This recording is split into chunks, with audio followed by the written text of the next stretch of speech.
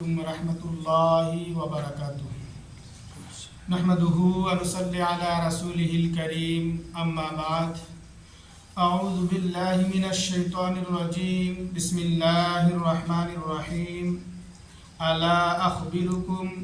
بما هو اخوف علیکم عندی من المسیح الدجال۔ محترم سامعین، اس سے پہلے کئی درسوں میں اخلاص کے بارے میں تفصیل کے ساتھ بیان کیا گیا تھا کہ اخلاص کسے کہتے ہیں، اخلاص کے معنی اور مفہوم کیا ہے، اس کی کیا اہمیت ہے اور اس سے ہمیں اور آپ کو کیا فائدہ حاصل ہو سکتا ہے۔ محترم سامعین، ان ساری چیزوں کو جاننے کے بعد ہمیں اور آپ کو یہ بھی جاننا چاہیے کہ اخلاص کے خلاف بھی ایک چیز ہے، اخلاص کے ضد میں بھی ایک چیز ہے اور وہ ہے ریا، یعنی ریاکاری کرنا اخلاص کے ضد ہے، اخلاص کے خلاف ہے، اور ریاکاری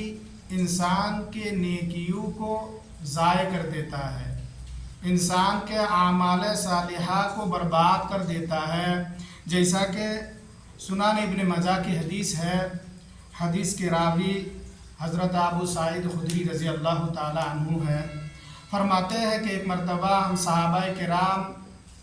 مسیح دجال کے بارے میں تذکرہ کر رہے تھے،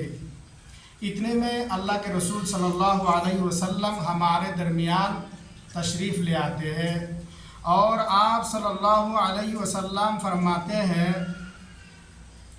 الا اخبرکم بما هو اخوف علیکم عندی من المسیح الدجال، کیا میں تمہیں اس چیز کے بارے میں خبر نہ دوں جو میرے نزدیک تمہارے لیے مسیح دجال سے بھی خفناک ہے، مسیح دجال کے فتنے سے بھی خطرناک ہے۔ حضرت ابو سعید خدری رضی اللہ تعالی عنہ کہتے ہیں، میں نے کہا اے اللہ کے رسول صلی اللہ علیہ وسلم کیوں نہیں، آپ ضرور بتائیے۔ تو آپ صلی اللہ علیہ وسلم فرماتے ہیں الشرک الخفی ان یقوم الرجل یصلی فیزین صلاته بما لما یری من نذر الرجل۔ اللہ کے رسول صلی اللہ علیہ وسلم فرماتے ہیں کہ وہ شرک خفی ہے، اور شرک خفی سے مراد یہ ہے کہ ایک شخص نماز کے لیے کھڑا ہوتا ہے، وہ نماز کے لیے کھڑا ہو گیا اور وہ اپنے نماز کو بہت خوبصورتی کے ساتھ ادا کیا، اسے بہت لمبا کیا، اس لیے کہ انہیں پتہ چلا تھا، معلوم ہو چکا تھا کہ انہیں کوئی دیکھ رہا ہے، اس کے لیے انہوں نے نماز کو بہت ہی بہترین انداز سے خوبصورتی کے ساتھ اور لمبا کر کے نماز کو ادا کیا۔ محترم سامعین، اس حدیث مبارکہ میں اللہ کے نبی صلی اللہ علیہ وسلم نے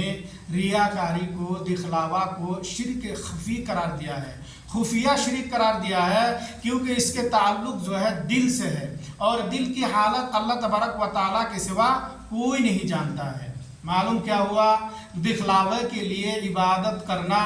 عمل کرنا، یہ شرک خفی ہے، یہ بھی ایک قسم کی شرک ہے۔ اسی طرح سے ایک دوسری روایت میں ہے، اللہ کے نبی صلی اللہ علیہ وسلم نے ریاکاری کو شرک اصغر قرار دیا ہے۔ آپ صلی اللہ علیہ وسلم نے صحابہ کرام سے مخاطب ہو کر فرمایا کہ مجھے تم پر سب سے زیادہ ڈر شرک اصغر کا ہے۔ صحابہ کرام پوچھتے ہیں، سوال کرتے ہیں کہ اللہ کے نبی صلی اللہ علیہ وسلم شرک اصغر کیا ہے؟ آپ صلی اللہ علیہ وسلم فرماتے ہیں کہ یہ ریاکاری ہے، شرک اصغر سے مراد ریاکاری ہے، اور اللہ تبارک و تعالی قیامت کے دن جب لوگوں کو ان کے عمل کا بدلہ دے گا تو اس دن اللہ تبارک و تعالی ریاکاری کرنے والے لوگوں سے کہے گا کہ تم لوگ ان لوگوں کے پاس چلے جاؤ جن کو دکھلانے کے لیے عمل کیا کرتا تھا، جن کے لیے ریاکاری کیا کرتا تھا، ان کے پاس چلے جاؤ اور دیکھو کہ وہ تمہیں کچھ دیتا ہے کہ نہیں۔ محترم سامعین، اس حدیث مبارکہ سے ثابت ہوتا ہے ریاکاری کرنے والے لوگ، دکھلاوے کے لیے عمل کرنے والے لوگوں کو کل قیامت کے دن اللہ تبارک و تعالیٰ کے ہاتھ سے کچھ بھی نہیں ملے گا۔ محترم سامعین، آج کے اس مختصر درس سے ہمیں اور آپ کو خصوصی طور پر جو بات معلوم ہوا ہے اس میں سے پہلی بات یہ ہے کہ ریا اور دکھلاوا جو ہے یہ اخلاص کے خلاف ہے، اخلاص کے ضد ہے۔ اور یہ بھی معلوم ہوا ہے کہ ریاکاری اور دکھلاوا انسان کے تمام نیک اعمال کو، اعمال صالحہ کو ضائع و برباد کر دیتا ہے۔ اسی طرح سے دوسری بات جو معلوم ہوا وہ یہ ہے کہ اللہ کے نبی صلی اللہ علیہ وسلم نے ریاکاری کو، دکھلاوا کو شرک خفی قرار دیا ہے اور شرک اصغر بھی قرار دیا ہے۔ اسی طرح سے تیسری بات جو معلوم ہوا وہ یہ ہے کہ جو لوگ دنیا میں ریاکاری کرتے ہیں، دکھلاوے کے لیے عمل کرتے ہیں، جن لوگوں کو دکھلانے کے لیے عمل کرتے ہیں، اللہ تبارک و تعالیٰ کہے گا قیامت کے دن کہ تم ان کے پاس چلے جاؤ اور دیکھو کہ جس کے لیے تم دکھلاوے کے لیے عبادت کرتے تھے وہ تمہیں کیا دیتا ہے۔ یعنی کل قیامت کے دن ریاکاری کرنے والے لوگوں کو اللہ تبارک و تعالیٰ کے پاس سے کچھ بھی نہیں ملے گا۔ لہٰذا ہمیں اور آپ کو چاہیے کہ ہم ریاکاری سے پرہیز کریں اور آپ